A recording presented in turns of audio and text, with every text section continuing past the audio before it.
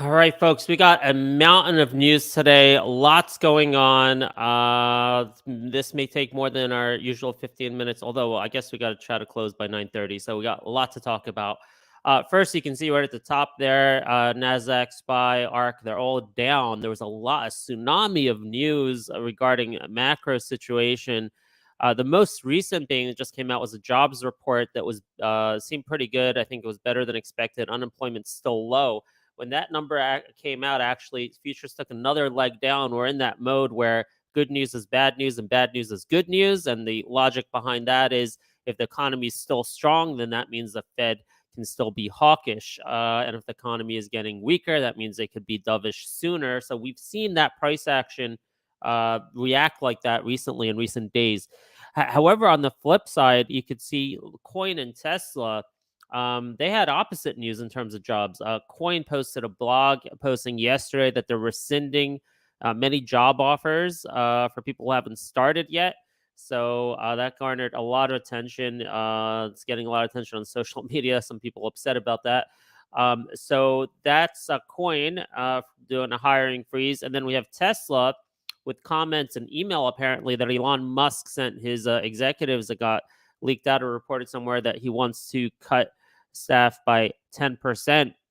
That was coupled with an earlier remark that basically anyone who doesn't show up to work can consider themselves resigned. It's an astute person in our community pointed out that they're probably related, and that's part of the effort to perhaps lay off 10% of people. This being in the office physically, new policy that Elon Musk put out there. So you can see Coin and Tesla each down pretty big, 4 and 5%, which are two of the largest, or at least two of the three largest, maybe the top two of Kathy Wood's ARK fund, which is down 3%. So that's what's going on there. But listen, it has been extremely difficult to predict how the markets will do intraday based on the pre-market. We've seen countless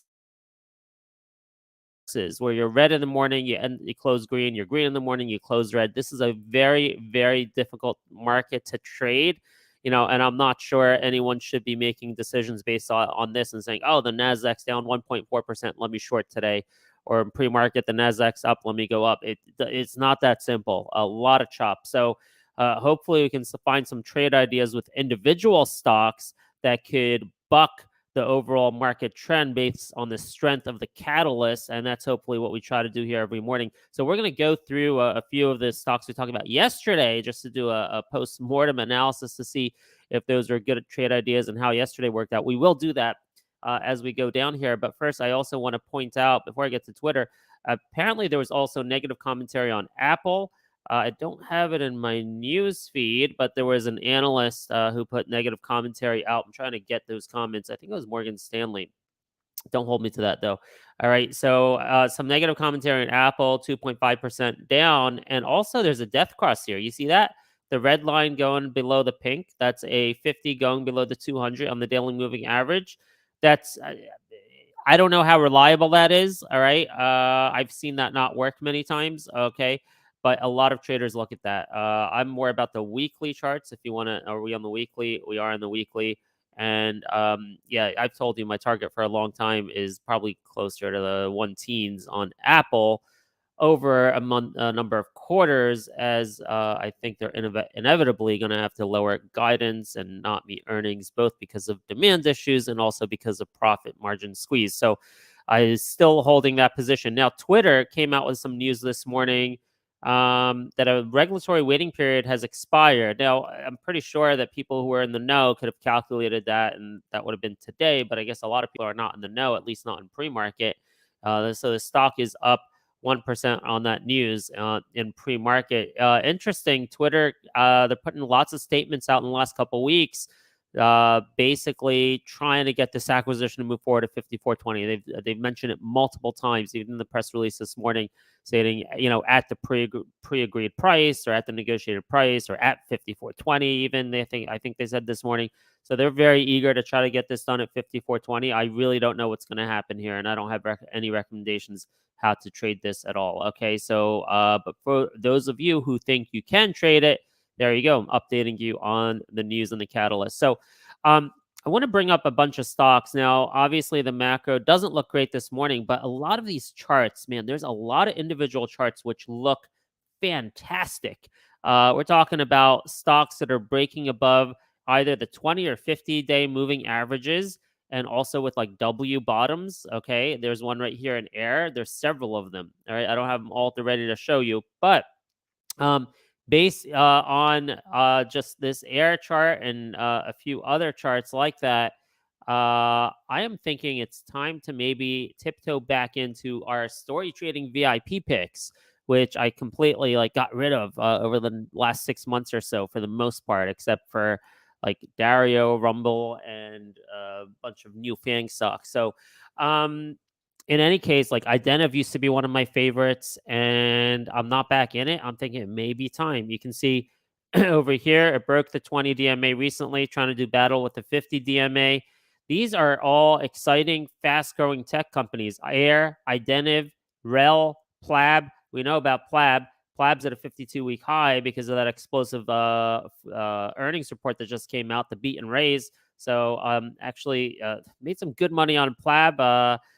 From 16 to 21.20, but actually got in a little bit higher after that. And I thought, whatever, made a mistake there, but it's a little smaller position to make sure I pocket some profit. So, but in any case, Air, I've been collecting like baseball cards over the last few weeks. Somewhere in here, I nailed very close to the bottom, and this looks really good. They had a bunch of catalysts, as you know, a couple days ago. They came out and they said, reiterated guidance. They met with institutional investors at some conference the other day. Next week, they're LD Micro, again, breaking the 50 DMA. The macro, you don't know. That's the problem. If the macro crashes, I guess it could fail, right? But right now, if we didn't have this big macro issue, I would say this is a swing trade to 13, the 200 DMA. That's what I would say in a stable macro environment. So I'm trying to have some faith here that we have at least a bottom in the macro, hopefully the bottom in particular risk assets. And that's the play for me is while I think there's a shoe to drop yet for Apple and the QQQ, I'm hoping and stocks and risk assets that were down 80% plus, that they have already bottomed. So that's why I've been accumulating Air. Identiv, another great profitable company, exciting growth area with RFID, lots of great partnerships and clients.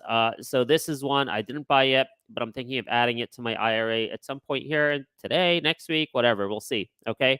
I actually added back RELL. This is getting a lot of attention. A huge social media guy pushing this yesterday with a lot of followers. You can see this chart looks like a giant cup and handle that's about to form here and explode to above 16 possibly. Okay. So I got back into RELL. They are also LD Micro next week. And QUIK I got back into because I've been keeping my eye on this. I'm not sold that the inflection point is here. Okay. Maybe I don't know the company as well as some other people. But based on the PRs I'm seeing and the revenue and everything, I understand that they're guiding for like EBITDA or adjusted EBITDA profitability by the end of this year. And that's cool. But for me, I don't yet see a qualitative inflection point. However, the technicals look great. So I decided to step in yesterday for a longer term swing position. You can see on the daily, we had a bullish cross 2050, bullish cross 2200. It's about to do a golden cross 5200. But even more important, look, I love the weekly charts. 200 week moving average broke above it yesterday. To me, that's like I'm sold. I'm pretty confident. I have so much faith in the 200 week moving average, both for the indices and individual stocks. I really believe it's meaningful and it represents fundamentals. It represents the net opinion of investors who are in the know of what's going on here. That's what I think this 200 week moving average is telling us, and it's telling us we're at an inflection, right? Even though before I said I don't believe we're in inflection, that's more qualitatively, right? That's more from me directly understanding what the company does. I don't see it yet.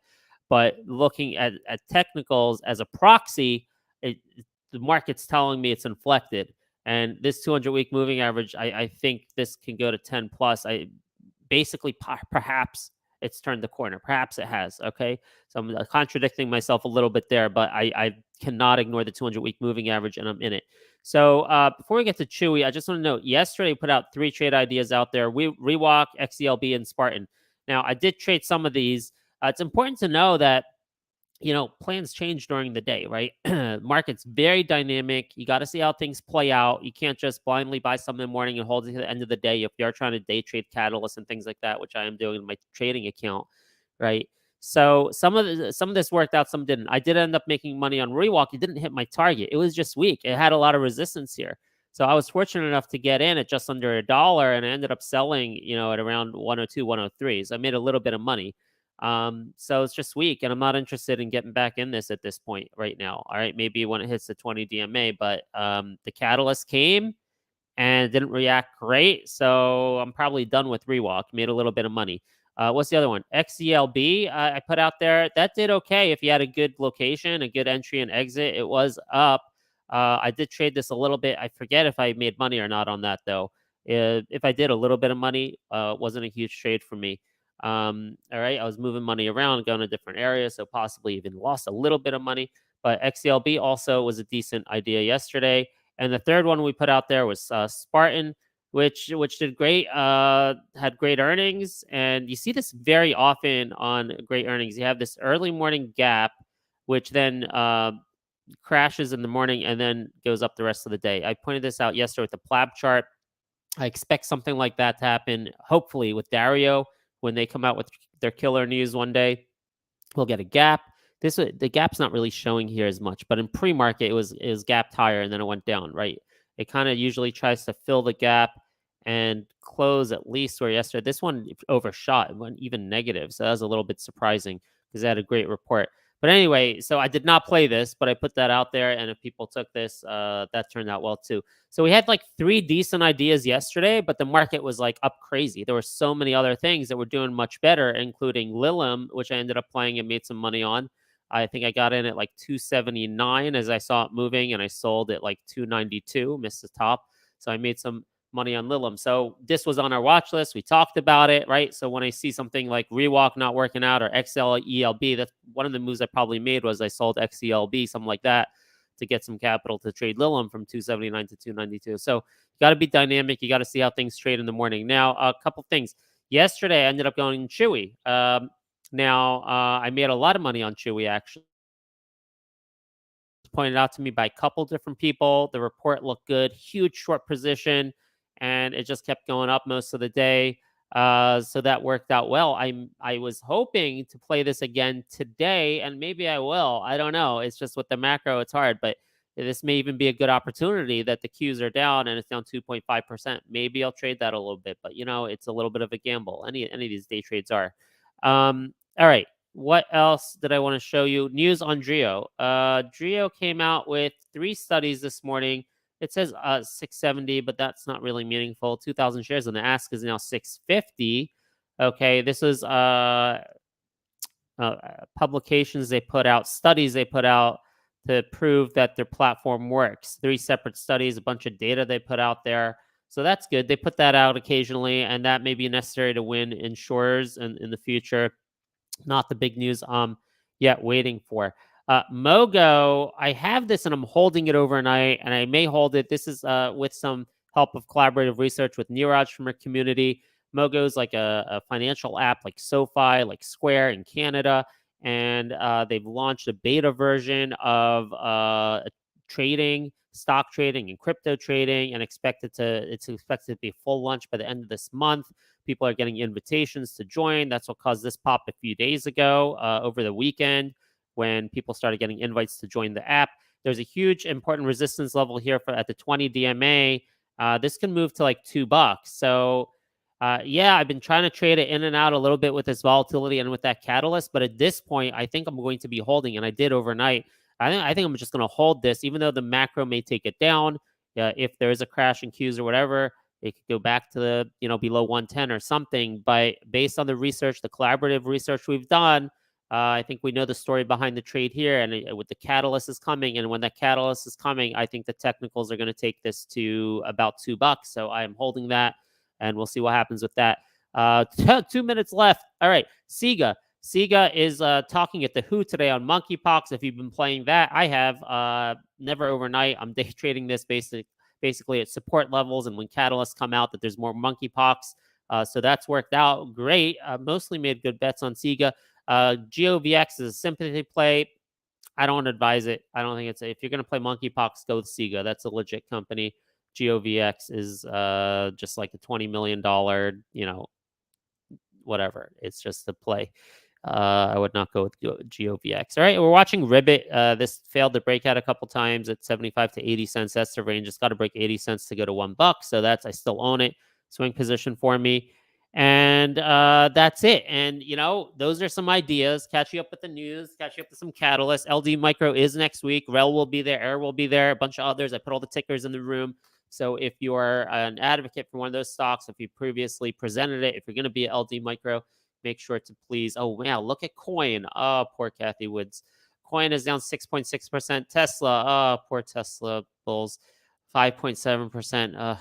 Boy, I'm not in either of those, but that's tough to see.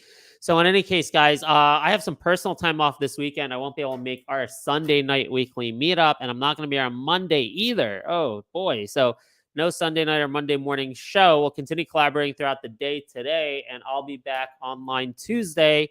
Everyone, try to have a great day and manage your risk. Lots of chop, not an easy market. And hopefully we'll make it through this and we'll make tons of money on the other side. Have a great day, everyone.